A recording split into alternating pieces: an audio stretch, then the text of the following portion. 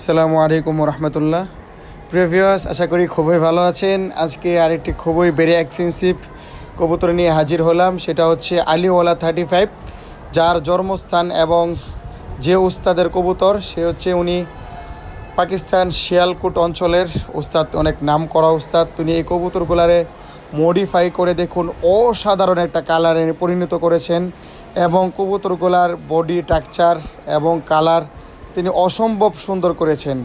কবুতরগুলা অনেক রেজাল্ট করে ইতিপূর্বে পাকিস্তানে অনেক ভালো সারা হইচই ফেলে দিয়েছেন এই উস্তাদ। এই কবুতরগুলা বর্তমানে অসংখ্য রেজাল্ট করতেছে।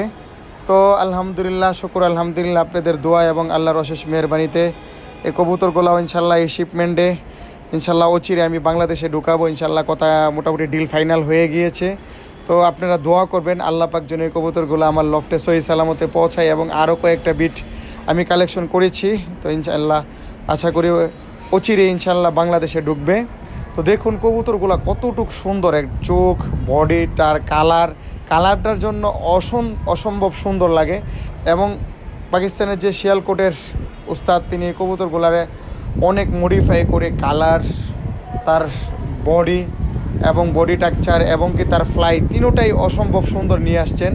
এবং এদের ফ্লাইও কিন্তু অসম্ভব সুন্দর, একদম অনেকটাই সুপার টিপে কবুতরগুলো থাকে। বেনিশ থেকে সুপার টিপে বেশিরভাগ থাকে, বেনিশেও ঢুকে। আমার ওস্তাদের সাথে কথা হয়েছে, তিনি আমাকে এটাই বললো যে এগুলো খুব ভালো ফ্লাই এবং মেমোরি অসম্ভব সুন্দর মেমোরি। এই কবুতরগুলো হারানোর কোনো চান্স নাই।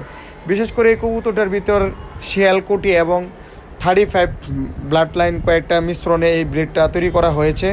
তো আমারও খুব প্রিয় এবং অনেকেই দেখেছেন, হয়তো আমি একটা আগেও ভিডিও দিয়েছিলাম, কিন্তু আমি ওইভাবে কথা ডিল না হওয়ার কারণে ওইভাবে বলি নাই। তো আলহামদুলিল্লাহ আল্লাহর রহমতে একটা মোটামুটি ডিল হয়ে গেছে। আশা করি ইনশাল্লাহ ও চিরেই ঢুকবে। তো দোয়া করবেন আমার জন্য। আসসালামু আলাইকুম।